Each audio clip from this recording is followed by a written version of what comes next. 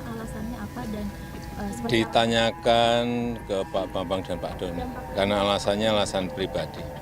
Dan nanti untuk Pak Bambang Susantono juga akan kita berikan penugasan baru sebagai utusan khusus untuk kerjasama internasional dalam rangka pembangunan, mempercepat pembangunan IKN. Karena memang pengalaman beliau di internasional harus kita manfaatkan sebesar-besarnya untuk kebaikan negara kita. Nggak khawatir nanti ada dampak ke investor asing atau Enggak. Ini hanya nggak ada masalah ya Pak? enggak ada masalah. Gimana? Belum, Pak Doni belum. Kalau terkait kepres pemindahan ibu kota Nusantara ini seperti apa Pak? Belum. Bisa saya nanti yang menandatangani, bisa nanti juga presiden terpilih pemerintahan baru yang menandatangani.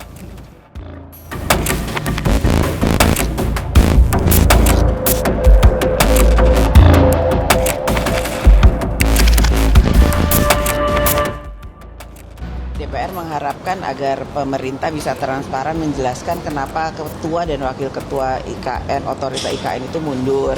Kemudian semoga mundurnya ketua dan wakil ketua otoritas IKN itu tidak menghambat apa yang akan terjadi di kemudian hari terkait dengan pelaksanaan IKN ke depan.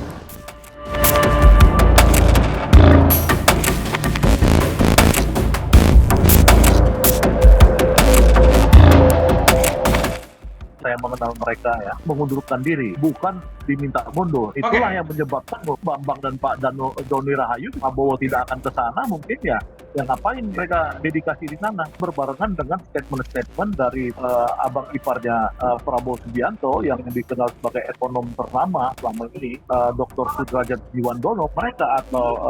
Mereka tidak menginginkan IKN itu sebagai hal yang urgent. Keinginan IKN itu untuk cepat menjadi kantor presiden dan kantor wakil presiden itu kemungkinan besar tidak akan terjadi dalam waktu Prabowo memimpin ini. Beberapa bulan setelah jadi presiden, mungkin presiden akan melakukan satu evaluasi terhadap proyek IKN itu. Pak Prabowo itu akan merancang itu sampai 20-25 tahun baru selesai. Sementara Pak Jokowi mau memindahkan ibu kota bulan Agustus. Presiden berikutnya ini belum tentu akan ke IKN. Menurut saya Prabowo nggak akan mungkin mau itu. Kelihatan bahwa pecah kongsi antara Prabowo dan Jokowi. Pak Prabowo tidak ikut lagi dengan Jokowi urusan IKN ini. Spekulasi yang selama ini dipendam oleh Prabowo dan timnya bahwa mereka itu tidak sejalan dengan Jokowi soal pindah ibu kota, itu mungkin makin lama makin terungkap ke publik gitu loh.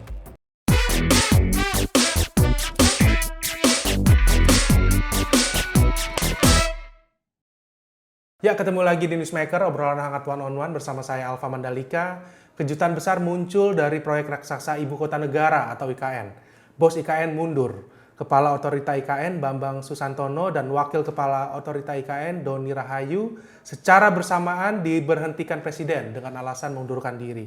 Presiden memutuskan pengganti Kepala Otorita IKN adalah Menteri PUPR Basuki Hadimulyono dan Wakil Kepala Otorita IKN adalah Wakil Menteri ATR Kepala BPN Raja Julian Antoni. Nah, publik pun bertanya-tanya, ada peristiwa politik apa di belakang mundurnya kepala dan wakil kepala otorita IKN ini? Mengapa pemberhentian ini dilakukan hanya 2 bulan jelang peringatan 17 Agustus 2024? Lalu apa dampak mundurnya bos IKN ini di mata dunia? Dan untuk membuka lebih jauh sisi politis geger mundurnya pimpinan IKN, telah bergabung melalui Zoom bersama kami pengamat sosial dan politik pendiri Sabang Merauke Circle, Bapak Syaganda Nainggolan yang sudah hadir melalui Zoom. Selamat sore Pak Syaganda. Selamat sore Bung Alfa. Terima kasih Pak atas waktunya. Pak Syaganda, kita mulai dari misteri motif pengunduran diri 2 pimpinan tertinggi otorita IKN. Menteri PUPR membantah motif mundur adalah karena terkait target upacara 17 Agustus yang tinggal 2 bulan lagi. Sedangkan Menteri Sekretaris Negara mengatakan motif atau alasan mundur tidak disebutkan oleh keduanya. Lalu seperti apa nih analisis Pak Syaganda soal motif 2 pucuk pimpinan otorita IKN yang mundur ini? Jadi kan kalau kita lihat mundurnya 2 pimpinan IKN, ya, ketua dan wakil ketua, yang menurut saya itu memang 2 orang terbaik dari alumni ITB, di mana saya mengenal mereka ya.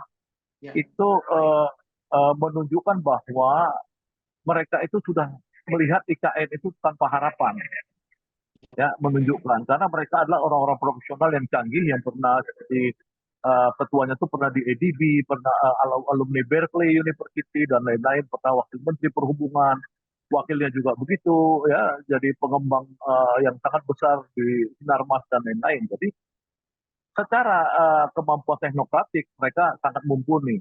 Nah kalau misalkan mereka menemukan di situ ada hal-hal yang tidak mungkin dicapai, ya yang selama ini terlalu terburu-buru dan tergesa-gesa, ya menurut mereka mereka pada akhirnya tidak punya harapan dan mereka mundur. Nah yang kedua itu kan berbarengan dengan statement-statement dari abang iparnya Prabowo Subianto yang dikenal sebagai ekonom ternama selama ini, yang juga juga ekonom Gerindra, Dr. Sudrajat Jiwandono pada bulan Maret kemarin bahwa partai mereka atau mereka tidak menginginkan IKN itu sebagai hal yang urgent. Ya. Yang kedua, Pak Prabowo sendiri kemarin di Qatar beberapa hari lalu dalam Qatar Economic Forum mengatakan bahwa ya itu masih akan dicicil sampai 25 sampai 30 tahun lagi IKN itu.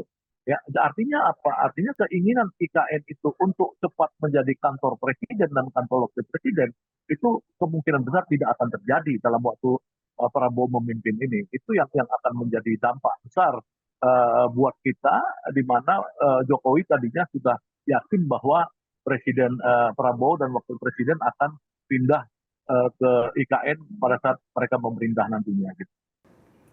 Pak Syaganda, Menteri Sekretaris Kabinet juga mengatakan kedua pimpinan IKN sudah lama ingin mundur sejak beberapa bulan lalu. Nah, kira-kira apa yang terjadi nih di balik tembok proyek IKN sehingga dua bosnya ingin mundur? Ya, saya juga mendengar kabar itu bahwa mereka udah lama ingin mundur. Tapi kenapa timingnya sekarang? Ya, ketika akan diadakan 17 Agustusan di IKN, ya kan? Kenapa mereka tidak melanjutkan dedikasinya sampai tanggal 17 Agustus? Kan pertanyaannya di situ. Artinya apa? Artinya memang ya tidak ada harapan untuk IKN ini diteruskan. Itu yang saya bisa terjemahkan. Nah, kalau kita melihat dari capaian-capaian yang dilakukan, juga misalkan kan sekarang kan baru nanti Juli nanti diperkirakan yang selesai baru kantor presiden. Ya kantor wakil presiden belum ada di sana, baru akan diredesain ulang. Artinya apa? Artinya kan berarti ke depan Prabowo akan didesain pindah ke Kalimantan, sementara wakil presidennya akan ada di Jakarta. Nah, buat Prabowo itu tentu kan tidak menarik. Karena apa? Karena masa lebih siap Jakarta sebagai ibu kota, dia tidak di ibu kota, tidak di Jakarta. Kenapa dia harus pindah ke Kalimantan? Misalkan seperti itu. Jadi saya pikir spekulasi yang selama ini dipendam oleh Prabowo dan timnya bahwa mereka itu tidak sejalan dengan Jokowi soal pindah ibu kota, itu mungkin makin lama makin terungkap ke publik gitu loh. Ya. Itu yang menurut saya.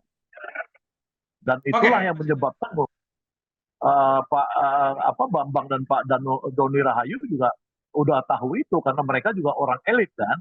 Jadi saya pikir karena dia tahu bahwa Prabowo tidak akan ke sana, mungkin ya ngapain mereka dedikasi di sana.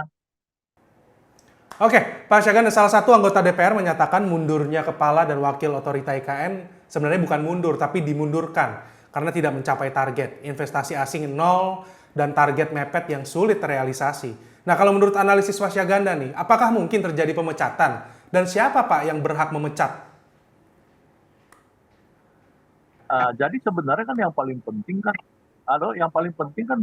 dia itu secara publik mengundurkan diri, ya, bukan diminta mundur, ya kan?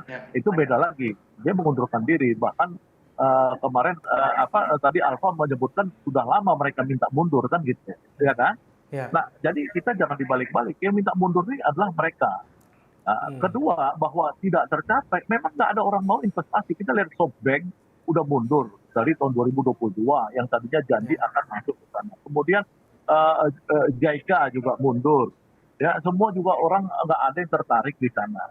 Dan ini kan kemungkinan besar kan Jokowi hanya berharap pada Cina, ya di mana Jokowi waktu pertemuan Belt and Road Initiative tahun 2017,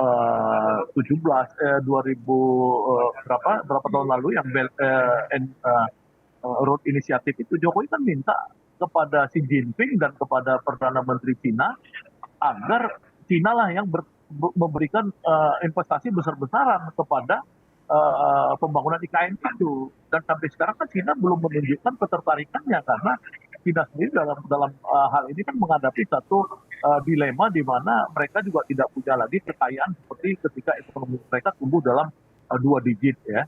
Karena juga mereka mengalami pengangguran yang banyak gitu loh. Jadi saya bilang ini memang nggak ada yang mau invest, terus gimana? Oke, Pak Syaganda, kedua mantan pimpinan IKN ini mendapat tugas baru nih di IKN.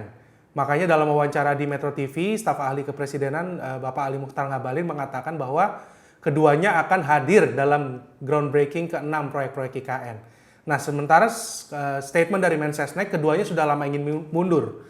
Tapi keduanya tetap hadir mendampingi presiden di IKN dengan tugas-tugas yang baru. Nah, di mata Pak Syaganda nih, kehadiran mantan bos IKN yang sudah lama ingin mundur, tapi mendampingi lagi presiden, ini hal yang wajar atau ada yang aneh nih Pak Syaganda? Ya, saya pikir kan itu hanya untuk meredam kegelisahan publik aja. Ya, bahwa publik itu kan melihat ada proyek mercusuar yang dibangun dengan uang negara APBN ya sampai hampir 80 triliun ya sejauh ini, bisa seperti itu. Itu kan sebenarnya seperti akan menuju proyek mangkrak. Maka kemudian rakyat akan dihibur bahwa ketua dan wakil ketuanya ini tetap memberi legitimasi bahwa IKN akan terus jalan gitu loh. Jadi saya pikir itu cuma propaganda yang tidak perlu lagi dilakukan Jokowi. Kan Jokowi harusnya realistis saja karena presiden berikutnya ini belum tentu akan ke IKN gitu loh. Oke, Pak Syaganda, di sisi lain juga Presiden Jokowi sudah memberikan statement bahwa pemberhentian kepala dan wakil kepala otorita IKN ini tidak mempengaruhi pembangunan IKN yang akan terus berlanjut. Nah, Pak Syaganda yakin nih peristiwa ini tidak mempengaruhi pembangunan IKN? Atau seperti apa nih dampak politik atas peristiwa mundurnya dua bos IKN ini? Ya kan, sistem kita ini kan presidensial. Ya kan, Jokowi berakhir 20 Oktober. Artinya berapa bulan lagi? Ya kan, beberapa bulan, tinggal 3 atau 4 bulan. Kenapa dia yang memastikan sampai 2025 sampai 2030? Dia nggak bisa memastikan itu. Kepastian daripada IKN itu lanjut atau nggak lanjut 5 tahun ke depan itu di tangan Prabowo Subianto.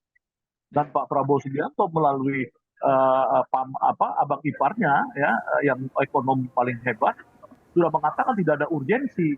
Yang kemudian Prabowo sendiri sudah mengatakan kemarin bahwa itu akan dibangun selama 25 sampai 30 tahun dengan investasi sekitar $1 miliar rata selama 1 tahun. Jadi ya kita sabar aja kalau Prabowo misalkan selama 5 tahun berkuasa nanti ya dia akan invest dari APBN mungkin atau dari mana-mana ya $5 miliar. Tapi kan Prabowo sendiri akan menguras uang dari mana-mana untuk proyek dia 530 triliun untuk subsidi makan siang gratis. Ya, dari mana uangnya? Kalau uang itu harus dipakai lagi untuk infrastruktur yang belum jelas di IKN itu. Jadi saya pikir ini kita harus realistis ke depan, ya ikut pikirannya Pak Prabowo atau ikut pikirannya Pak Jokowi gitu loh. Saya pikir itu aja ke depan ini rakyat ini mau dibawa kemana. Kalau saya yakin orang pasti mikir ikut Pak Prabowo karena dia lebih mempunyai tawaran jangka panjang dibanding Pak Jokowi yang cuma 4 bulan lagi. Jadi meskipun Pak Jokowi mengatakan dia akan pastikan IKN akan berlanjut, ya kepastiannya sampai bulan Oktober dong. Lebih Oktober dia kan nggak punya hak untuk ngomong lagi. Oke, sekarang kita citra IKN dipertanyakan nih Pak Syaganda. Asosiasi Pengusaha Indonesia atau APindo meminta pemerintah membuka lagi nih alasan mundurnya dua pimpinan IKN sekaligus. Investor ingin kepastian, tidak bertanya-tanya. Nah, akan seperti apa nih dampak kejadian ini bagi pengusaha nasional, Pak Syaganda? Ya, saya pikir kan orang kembali ke pikiran waras ya. Bahwa kita tuh tidak punya anggaran yang besar untuk melakukan proyek mercusuar seperti IKN. Ya, apalagi di berbagai negara ya seperti di Myanmar, di Brazil dan lain-lain itu kan banyak sekali yang mangkrak. Ya kan? Nah, yang kedua sebenarnya yang kita harus tahu, IKN itu kan tidak didesain dengan research yang dalam. Pemindahan ibu kota itu keluar muncul tiba-tiba tahun 2020 ketika COVID. Nah, pada saat COVID itu sebenarnya kan kita dalam krisis ekonomi dan krisis kesehatan. Kenapa ada muncul tiba-tiba usulan IKN yang tidak melalui satu proses yang pendalaman, yang dalam. Ya misalkan sudah disampaikan oleh beberapa teman di DPR ya bahwa dulu itu tergesa-gesa, ya kan? Itu disampaikan sendiri oleh beberapa anggota DPR dari PDIP, dari yang lainnya juga tergesa-gesa. Nah, dari segi kalangan teknokrat ya, ahli-ahli geologi ya mengatakan itu ada masalah landslide, di sana ada patahan-patahan yang bahaya. Kemudian dari segi arsitektur, di sana itu akan mahal karena apa, desain perkotaannya berbukit-bukit. Ya, jadi macam-macam keluhan-keluhan itu sekarang kan muncul setelah di trial by error. Jadi ketika dilakukan, dimulai, itu ada kecelakaan, ada masalah-masalah yang muncul terungkap. Jadi dengan terungkap itu, maka mungkin menurut saya pengusaha-pengusaha ini tidak mau sembarangan investasi. Karena mereka ini kan kalau swasta ini kan uangnya ya dia takut hilang dong. Ya kan, apa keuntungan dia? Apalagi dalam skala yang 700.000 dan 2024, maksimumnya itu 25 tahun lagi penduduknya cuma 2 juta. Ya itu secara return to investment-nya itu buat pengusaha tidak pulang modal. Ya kan? Itu lebih bagus mereka investasi di Jakarta yang penduduknya ada jelas-jelas 10 juta ke 20 juta kalau aglomerasi. Kenapa dia disuruh ke IKN? Buat dia apa? Insentifnya apa? Seperti itu. Kalau Cina mungkin kalau Luhut Binsar Panjaitan dan Jokowi menyerahkan 1 juta hektar lahan untuk petani, ya, pertanian dan petani Cina di Kalimantan Tengah, ya Pak Luhut baru-baru ini kan mengatakan akan mengundang Cina untuk menanam 1 juta hektar di Kalimantan Tengah. Ya itu bisa jadi mungkin Cina tertarik, dia dikasih 1 juta hektar, petaninya datang di sini 1 juta orang petani dari Cina, kemudian dia disuruh bayar kompensasi bangun IKN. Nah itu mungkin tuh dari segi investasi, tapi apakah kita mau menyerahkan nasib kita pada ibu kota yang dibangun oleh negara lain? Nah ini juga pertanyaan. Menurut saya Prabowo nggak akan mungkin mau itu. Oke, Pak Syahganda, media asing seperti Reuters, Arab News, Al Jazeera, Channel News Asia menyorot peristiwa ini. Media asing melihat peristiwa ini sebagai masalah besar IKN sebagai proyek ambisius Indonesia. Pemberhentian 2 pimpinan tertinggi IKN ternyata juga disorot media global dengan nada kritis, Pak Syahganda. Tanggapan Anda seperti apa, Pak Syahganda? Ya itulah, karena ini kan pemindahan-pemindahan ibu kota ini kan selalu memang mendapat perhatian dari dunia internasional. Ya, baik pemindahan ibu kota dalam pengertian model kayak Israel pengen memindahkan Tel Aviv ke Yerusalem. Kenapa? Ya. Karena dia akan memindahkan seluruh kedutaan-kedutaan. Nah, seperti ini juga di sini. Bagaimana kedutaan Inggris, kedutaan Amerika, kedutaan Jepang, Arab Saudi, apa semua. Kan mereka pengen tahu apakah akan pindah ke ibu kota baru. Jadi itu kan akan dicatat oleh mereka. Kalau misalkan ini kemudian 2 pimpinan utamanya mundur, maka kemudian mereka bertanya-tanya, jangan-jangan ini adalah proyek yang tidak prudent, tidak hati-hati, dan buat mereka adalah terlalu bahaya ya untuk memindahkan kedutaan-kedutaan mereka. Ya, seperti Indonesia kan tidak mau memindahkan kedutaan kita di Myanmar kan, kita tetap di ibu kota lama. Ya, kita tidak mau di Rangon atau apa kalau nggak salah, kita tidak ke ibu kota baru yang itu betul-betul sekarang sudah jadi kota mati kan, kota hantu. Jadi banyak sekali ibu-ibu kota itu menjadi kota hantu. Nah, saya pikir itulah yang menarik buat media-media internasional, saya pikir. Oke, Pak Syahganda, dampak bagi para pihak yang terlibat di dalam proyek pembangunan IKN ini akan seperti apa nih, Pak? Harusnya sekarang para pihak yang sudah terlibat pembangunan IKN akan makin optimistis nih, pimpinan IKN langsung di tangan menteri dan wakil menteri. Seperti apa analisis Pak Syahganda? Ya, dampak yang paling berat itu kan buat orang-orang yang memang sudah melakukan jual beli tanah ya, mafia-mafia tanah di sana ya, yang berharap akan ada kenaikan harga tinggi. Ya, yang kedua, rakyat di sana yang tanah-tanahnya belum diganti rugi, yang kemudian yang akan diusir dan lain-lain, itu kan akan berdampak apakah mereka itu nanti tetap menguasai lahannya ya, karena kemarin kan ini kan nggak ribut kan masalah pembebasan lahan. Ya, dampak ketiga buat investor ya tentu mereka tahu bahwa skala investasi mereka ke depan itu tidak lagi harus mengikuti kemauan Jokowi. Ya, jadi bisa aja mereka investasinya itu cuma sweetener aja. Jadi kalau tadinya misalkan harus investasi $1 miliar, mungkin ya besok-besok ya $1 juta gitu loh. Jadi saya pikir itu akan berdampak besar ya. dari kemunduran pimpinan ini. Kemunduran ini meskipun dia dibilang nanti akan menemani Jokowi ke mana ke peletakan batu pertama dan lain-lain, itu tidak mengurangi shock daripada seluruh orang yang tahu bahwa ini mundur gitu loh. Jadi nggak ada gunanya mundur, ya udah mundur. Maka yang paling penting kita realistis buat saya bahwa kita memang bangsa ini harus menunda rencana-rencana mercusuar pindah ibu kota itu. Itu aja menurut saya. Oke, Pak Syaganda, sudah kita diskusikan tadi di awal, menurut Menteri PUPR Basuki Hadi Mulyono, bukan faktor upacara 17 Agustus yang membuat pimpinan IKN mundur, tapi peristiwa mundurnya dua pimpinan tertinggi IKN tentu bukan peristiwa biasa nih Pak. Nah, jika target pindah ibu kota gagal, siapa nih yang paling bertanggung jawab? Siapa yang paling bersalah nih? Presiden, Menteri PUPR atau otorita IKN? Pak Syaganda. Pasti Pak Jokowi kan, karena yang paling eager, paling ingin ibu kota itu pindah ya, sebagai legacy, sebagai ininya Pak Jokowi ya, tanda dia sebagai presiden pindah ibu kota. Ya itu kan membuat dia bertanggung jawab. Ya. Tentu bersama DPR, karena DPR menyetujui ya. Tapi saya pikir yang paling bertanggung jawab adalah Pak Jokowi, dan Pak Jokowi yang orang tahu semua sejak awal mendorong pindahnya ibu kota. Jadi tanggung jawab dia.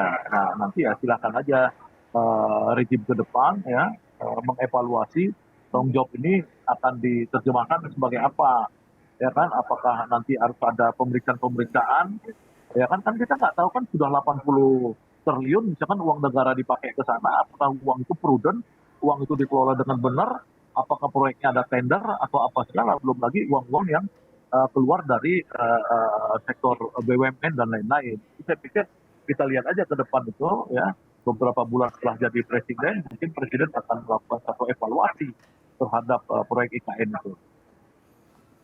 Oke, baik, kita sampai di pertanyaan terakhir Pak Syaganda. Kepada media Anda sempat menyebutkan bahwa pemberhentian pimpinan IKN ini terjadi beberapa waktu setelah kakak ipar Presiden terpilih Prabowo Subianto, yaitu mantan Gubernur Bank Indonesia Sudrajat Djiwandono, menyebutkan IKN tidak lebih penting dari program makan siang gratis. Anda juga menyebutkan Presiden terpilih Prabowo Subianto meyakini proses pindah ibu kota akan berlangsung 25 hingga 30 tahun. Nah, menurut analisis Anda nih, apa kaitannya pemberhentian pimpinan IKN ini dengan pernyataan kakak ipar Prabowo Subianto? Ya, pertama saya harus tegaskan bahwa ini kan koeksistensi ya, bukan gara-gara Pak Djiwandono mengatakan kemudian ini mundur. Bukan begitu. Saya nggak mengatakan, saya mengatakan bahwa ini akan mengalami resultante yang dahsyat. Karena yang satu mundur, yang satu mengatakan IKN itu tidak urgent. Ya, yang mengatakan tidak urgent ini adalah ekonomnya Partai Gerindra, ekonom yang dipercaya oleh presiden terpilih. Ya itu maka itu berskala dahsyat dong. Karena orang percaya disiarkan juga oleh TV mainstream. Ya kan itu sangat dahsyat dong. Yang kedua ditimpali oleh Pak Prabowo kemarin dalam berbagai media bahwa memang Pak Prabowo itu akan merancang itu sampai 20 sampai 25 tahun baru selesai. Sementara Pak Jokowi mau memindahkan ibu kota bulan Agustus dan presiden di sana 1 Oktober presiden baru. Nah kan berarti kelihatan bahwa sudah terjadi pecah kongsi antara Prabowo dan Jokowi ya secara dahsyat, karena isu IKN ini isu yang merupakan fundamental buat Jokowi, dan itu kemudian diperlihatkan bahwa Pak Prabowo tidak ikut lagi dengan Jokowi urusan IKN ini gitu. Jadi inilah yang perlu kita pelajarin gitu dari situasinya. Itu mungkin Pak Alfa. Oke, baik, terima kasih Pak Syaganda Nainggolan yang sudah bergabung bersama kami di Newsmaker kali ini. Sekali lagi terima kasih Pak Syaganda atas waktunya. Sehat-sehat selalu. Ya, demikianlah Newsmaker kali ini. Kita akan berjumpa pekan depan dengan topik dan narasumber menarik lainnya. Saya Alfa Mandalika pamit. Sampai jumpa.